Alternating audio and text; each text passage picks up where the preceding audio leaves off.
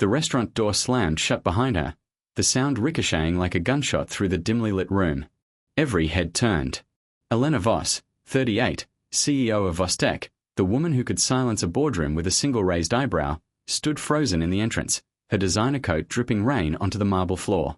She looked like she was about to bolt. Across the room, Mark Harlan clutched his daughter's tiny unicorn backpack to his chest like a life raft. His 5-year-old, Lily, had insisted he bring it for luck.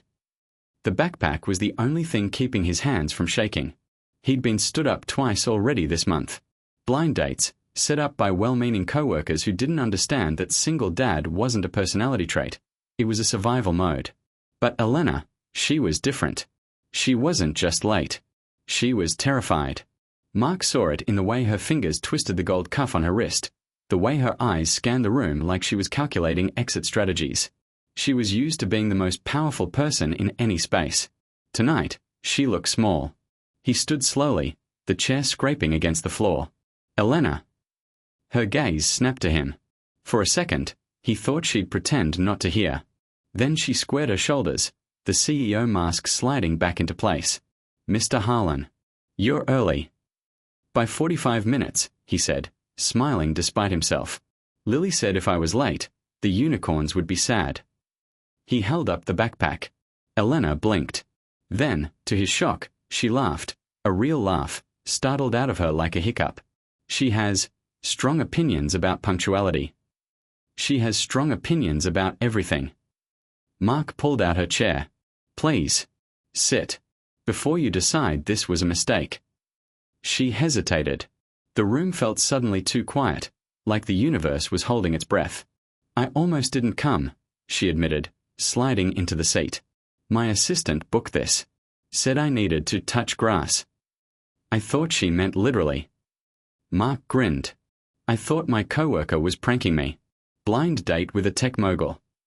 Sounded like a reality show. The waiter appeared, but Elena waved him off. Give us a minute. She leaned forward, elbows on the table, a move so UNCO-like that Mark's heart stuttered. Why did you come? He opened his mouth. Closed it. The truth was messy. Because Lily asked if I was lonely, he said finally. And I realized. I didn't know how to answer. 3 months earlier. Mark's life was a carefully balanced Jenga tower of daycare drop-offs, freelance graphic design deadlines, and microwave dinners. His wife, Sarah, had died 2 years ago in a car accident on the I-5. The kind of accident that made the news for one night and then vanished. He'd been 29, suddenly a single dad to a 3-year-old who still asked why mommy wasn't coming home from her trip. The blind date idea had started as a joke. His sister, Jen, had created a dating profile for him while he was asleep. The bio read, Widowed dad seeks someone who doesn't mind dinosaur chicken nuggets and bedtime stories about brave knights. Must love unicorns. He'd nearly deleted it. Then Lily had seen the unicorn emoji and begged him to find a princess. So here he was, in a restaurant that cost more than his monthly grocery budget, waiting for a woman who probably owned private jets. Elena Voss hadn't dated in 8 years. Not since her ex-fiancé had proposed with a prenup thicker than her company's quarterly report. She'd built Vostek from a garage startup into a billion-dollar AI empire by never letting anyone close enough to see her flinch. Her assistant, Priya, had ambushed her with a date. You're 38, not dead. Go eat pasta with a human who isn't trying to sell you something. Elena had agreed only because Priya had already RSVP'd. And because, in the quiet of her penthouse at 2 a.m., she'd realized her plants were the only living things that depended on her. The first hour was awkward. Mark talked too much about Lily's obsession with glitter. Elena talked too much about quarterly projections.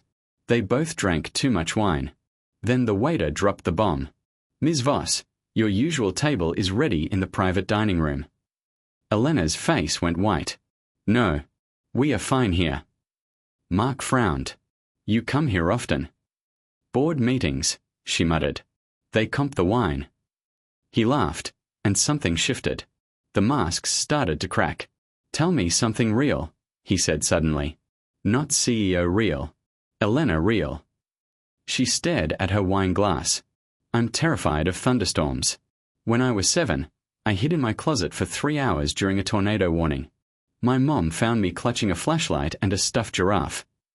Mark's smile softened. Lily's afraid of the vacuum cleaner. Thinks it eats socks. They traded fears like currency. His, that he was failing Lily by not being both parents.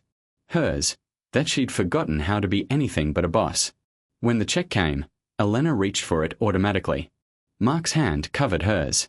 "Let me," he said quietly. "Please." Their fingers brushed. Neither moved. Outside, the rain had stopped. The city smelled like wet pavement and possibility. "I should go," Elena said, but she didn't move. Mark's thumb traced her knuckles. "Don't leave. You're the only one who came." The first challenge, the unicorn backpack incident. Their second date was at the zoo. Lily insisted on coming. Mark had tried to argue, but Lily's lower lip tremble was a weapon of mass destruction. Elena arrived in jeans and a ponytail, looking younger than her boardroom photos. Lily took one look at her and declared, "You're the princess." Elena, who negotiated million-dollar contracts before breakfast, knelt in the gravel.